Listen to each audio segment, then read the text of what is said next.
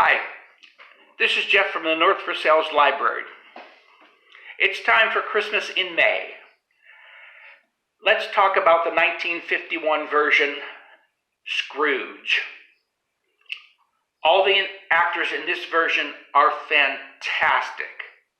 Incredible English character actors gotten together for one great film. Ebenezer Scrooge, Alistair Sim, tells two other men of business that he has no intentions of celebrating Christmas, which he considers to be a humbug. Scrooge's nephew Fred invites him to dinner the next day, but Scrooge refuses. Scrooge gives his poor clerk, Bob Cratchit, the day off, but expects him back all the earlier the next day. After Scrooge dines alone in a seedy restaurant, where he decides not to order more bread after being told it would cost a halfpenny. Scrooge finishes his supper of gruel at home. Suddenly he hears sounds, thinking he is hallucinating. He sees his former partner, Jacob Marley. Marley warns Scrooge that he must repent or suffer Marley's unbearable fate. He warns Scrooge that he will be visited by three spirits. At 1 a.m, the spirit of Christmas past arrives to show Scrooge scenes from his past. He sees himself alone at school. His sister Fan arrives to take him home. Scrooge witnesses his proposal to his girlfriend, Alice. He is reminded of the lure of money. Scrooge relives the death of Fan.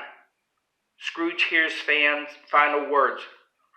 She asks him to take care of her boy.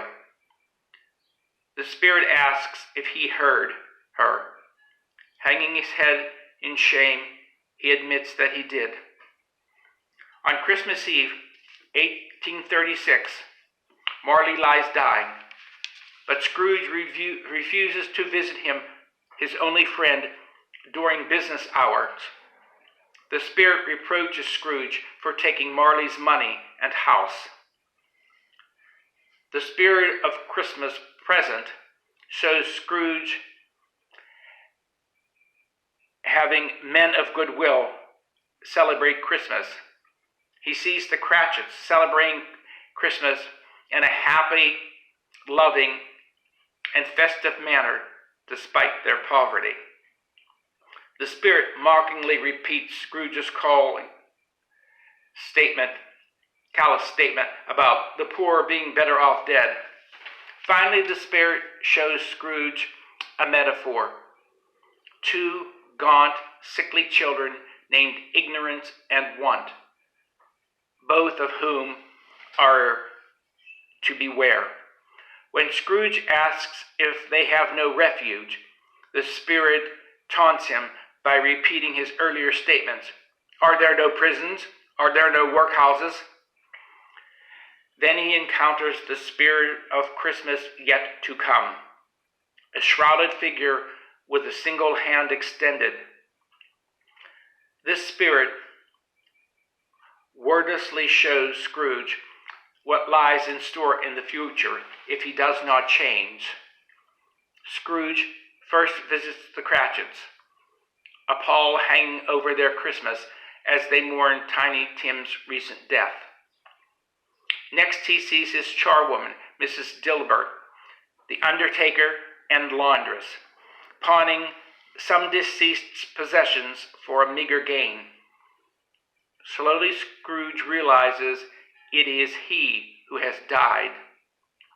When shown his own grave, lonely and neglected, Scrooge weeps openly, begs the spirit for mercy, and pledges to change his ways.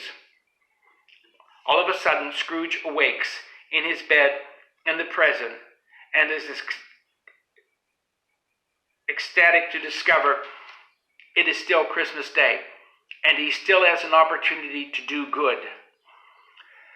Mrs. Dilber is frightened by his sudden transformation and thinks he has gone mad, but he reassures her, gives her a guinea for a Christmas present, and pledges to raise her salary 5-fold.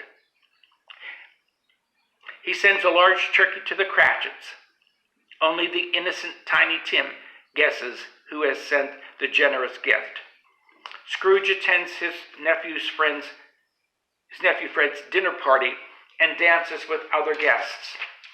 The next day, December 26th, Scrooge plays a practical joke on Bob Cratchit, pretending he is about to sack him for being late, but instead offers him a raise and a hand in helping his family. The narrator recounts that Ebenezer Scrooge became as good a man as the old city ever knew, and a second father to Tiny Tim, who recovered from his illness and learned to walk on his right leg without a crutch. Scrooge walks with Tiny Tim off into the distance as the film ends to the tune of Silent Night. Great movie. 10 out of 10. Enjoy. Thanks for listening. Stay safe.